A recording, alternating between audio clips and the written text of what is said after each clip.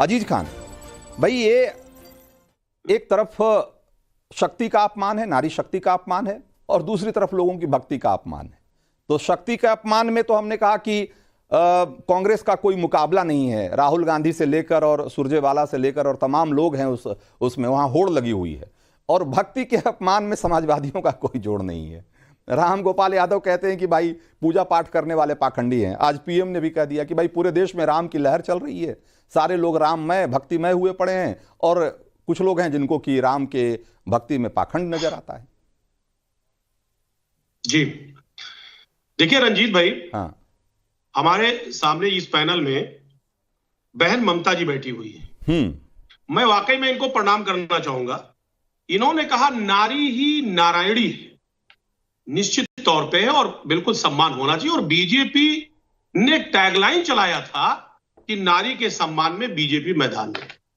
मैं जानना चाहता हूं कि इस देश के माननीय प्रधानमंत्री महोदय ने सोनिया गांधी जी के लिए क्या शब्द का इस्तेमाल किया? Italian Jersey. भाई साहब, एसपी से 50 करोड़ की आप बोलेंगे नहीं? नहीं प्लीज, ये रंजीत जी को रोकिए आप। नहीं सर, प्लीज। अब आप अच्छा, इनको एक मिनट अपनी बात पूरी करने दीजिए। नीति जैन, एक मिनट वो अपनी बात पूरी कर ले, फिर निश्चित रूप से आप उनको काउंटर करिए, उनको काउंटर करिएगा, लेकिन उनको जवाब दीजिएगा, उनको अपनी बात पूरी। हाँ हाँ हाँ अजीज, ये तरीका नहीं, बिल्कुल नहीं। आप अच्छा ठीक है अजीज खान, आप अपनी बात पूरी करिए। हाँ रंजीत जी, हाँ 50 करोड़ की गर्लफ्रेंड। अब आप बताइए जरा कि साहब ये कौन सा लहजा है, ये कौन सा सम्मान दिया जा रहा है महिलाओं का? एक बात बता दूं, नारी के सम्मान में जो बात कही जा रही थी, आपने देखा मणिपुर से लेकर के दिल्ली के जंतर मंतर तक किस तरह महिलाओं को अपमानित किया गया। कुछ बचा महिलाओं के लिए? एडीआर की रिपोर्ट है कि नफरत फैलाने वाले बीजेपी के नेताओं की संख्या बड़े स्तर पर बढ़ी है, और जो हेट स्पीच है वो 500 गुना बढ़ा है। ये एडीआर की रिपोर्ट, ये मैं नहीं कह रहा हूं। सवाल इस बात का है, आप कहां बात कर रहे हैं? जी, अब मैं आ जाऊं। खाली जुमलेबाजी करने से काम नहीं चलेगा। नीति जैन, हाँ सर एक मिनट प्लीज। रंजीत भाई नहीं, रंजीत भाई मुझे बात नहीं करने देंगे, फिर ये तरीका नहीं। आप बहुत नहीं, आपने वरिष्ठ पत्रकार है, नहीं हमारी बात है, लोगों को आपने वक्त दिया, मुझे भी वक्त दीजिए। ये क्या तरीका है भाई? अच्छा, हमें बात नहीं बोलने देंगे। अच्छा ठीक है, आप अपनी बात। नीति जैन 30 सेकंड और रुक जाइए, 30 सेकंड और रुक जाइए।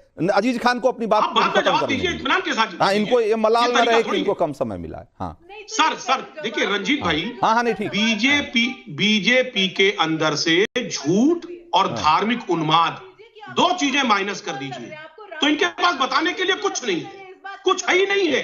धार्मिक उन्माद, और ठीक है, और वही धार्मिक उन्माद का एक दूसरा चेहरा भी है। अभी थोड़ी देर में हम उसको भी उजागर करेंगे। नीति जैन, हाँ नीति जैन, अब आपकी बात पूरी हो गई। हाँ नीति जैन बताइए। हाँ बोलने नहीं देंगे मुझे। देखिए, मैं फिर से वही बात बोल रही हूँ कि ये वो लोग हैं, तो इनसे हमें महिला सशक्तिकरण सीखने की जरूरत नहीं है, जिन्होंने कहा था कि लड़के हैं गलती हो जाती है।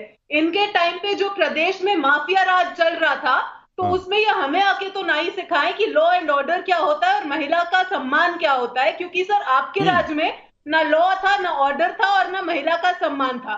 आप लोग नाम से यादवंशी जरूरी हो, लेकिन आप लोगों ने कार सेवकों पर गोली चलाई। आज आपको राम भक्त पाखंडी लगते हैं, और आपको ये कांग्रेस के जितने भी लोग हैं, तो ये जितना इंडी अलायंस है, ये एक अपीजमेंट की पॉलिटिक्स कर रहा है। एक टारगेट ऑडियंस के लिए ये लोग अपना पूरा जो सप्लाई लेकर आते हैं वादों का और इरादों का, ये एक बहुत ही सिलेक्टेड टारगेट ऑडियंस के लिए लेकर आते हैं। ठीक है, आज राहुल गांधी जी ने भी, जहां तक मुझे पता है, वहां पर तो ये जो जिस तरह की भाषा भक्ति और शक्ति का अपमान जिस तरीके से हो रहा है इस चुनाव में, इसको लेकर लोग क्या सोच रहे हैं? क्या वाकई इसका कोई इस चुनाव पे असर पड़ने वाला है? ये सवाल हमने पूछा था, और उस सवाल के जवाब में लोग क्या कह रहे हैं, एक बार वक्त है कि एक बार उनकी राय भी एक बार इसमें शामिल कर ली जाए।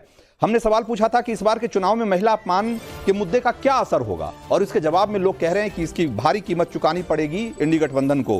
कुछ ज्यादा असर नहीं होगा ऐसा मानने वाले लोग करीब 5-5.5% लोग हैं, और ये उनकी ही सीटों पे असर होगा जहां पर कि ये लड़ाई चल रही है। मतलब कि ये इसका बहुत व्यापक असर नहीं होगा, बल्कि जिन सीटों पर या जिन प्रत्याशियों के बीच में बातें हो रही है उन्हीं की सीट पे असर पड़ेगा। कोई बड़ा व्यापक असर नहीं होगा ऐसा मानने वाले लोग 13% लोग हैं। जरा सवाल नंबर 4 भी एक बार दिखा दीजिए, क्या रुझान है अब तक?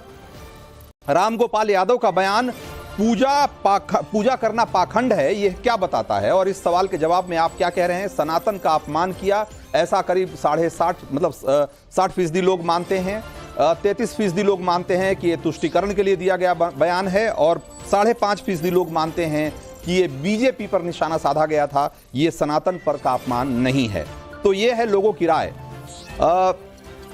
ममता काले भाई, लोग ये मानते हैं कि जिस तरह की बयानबाजी हो रही है इसका असर पड़ेगा, महिलाओं के अपमान का मसला बड़ा है, और इस तरीके से महिलाओं को जिस तरीके से उनका मान मर्दन किया जा रहा है, ये एक तरीके से इस देश की सियासत में यहाँ लोग इसको नोटिस कर रहे हैं, और इस चुनाव में इसका जवाब दिया जाएगा।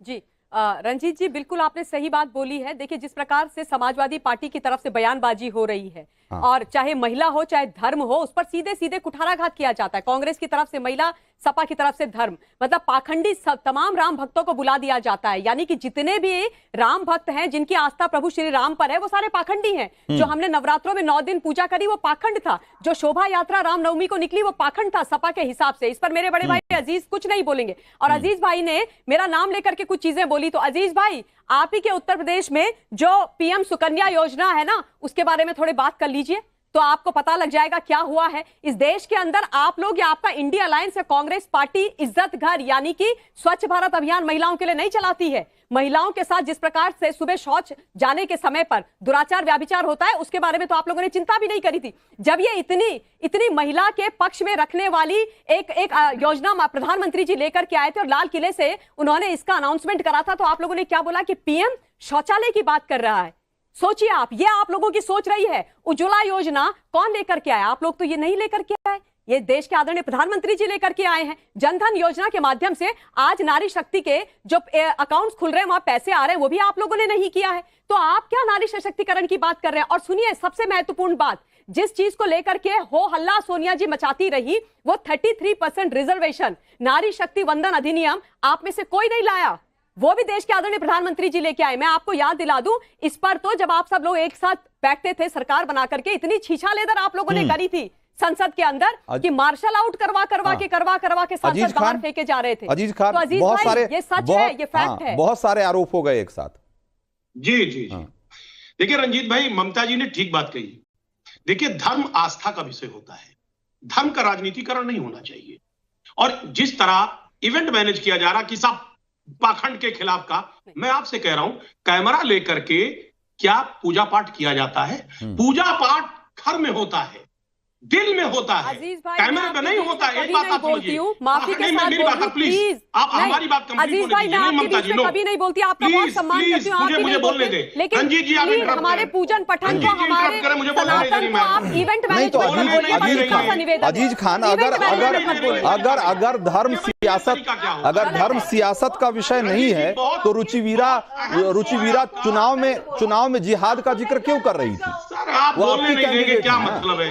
वो आपकी कैंडिडेट, बहुत सम्मानित व्यक्ति हैं, आपका शो बहुत देखा जाता है, आप इस तरीके से करेंगे? आपकी शो की गरिमा है। मैं आप ही का सवाल नहीं, आपने जो कहा मैं वही पूछ रहा हूं कि भाई अगर धर्म सियासत का विषय नहीं है, तो रुचिवीरा जिहाद की बात क्यों कर रही है चुनाव में? भाई, चुनाव में जिहाद की बात क्यों कर रही है? सर, अरे रंजीत जी, तो आप या बीजेपी की तरफ से पूछ लीजिए, मुझे बोलने ही मत दीजिए सर। भाई, भाई आपने जो आपने जवाब दिया, मैं उसी से सवाल पूछ रहा हूं सर। नहीं सर, अभी सवाल तो जवाब ही नहीं पूरा हुआ ना। अच्छा ठीक है, अपनी बात पूरी करिए। बड़े दावे किए गए, साहब बैंक अकाउंट खोला, हाँ, आज बैंक अकाउंटों में ये पोजीशन है, लो बैलेंस का हजारों करोड़ रुपए लोगों को भुगतान करना पड़ा, हजारों करोड़ रुपए आए हैं।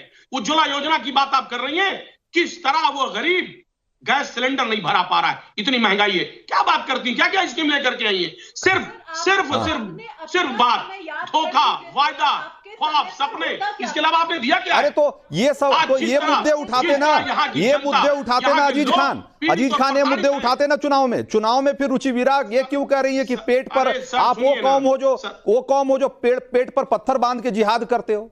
आप याद रखना, चुनाव के दिन जब वोट डालने जाना तो याद रखना। तो ये सब मुद्दे उठाना चाहिए था ना, कि महंगाई, बेरोजगारी, ये तो बात नहीं हो रही है। देखिए, मैं कह रहा हूं जो ये जुमलेबाजी हाँ। हुई है ना, हाँ। 10 साल से जुमलेबाजी हो रही है। क्या जनता इस बात को नहीं एहसास कर पा रही है? जनता एहसास कर रही है 10 साल की जुमलेबाजी को। वो कहीं ना कहीं इस बात को है, अंडर करंट है, और ये बात एहसास है।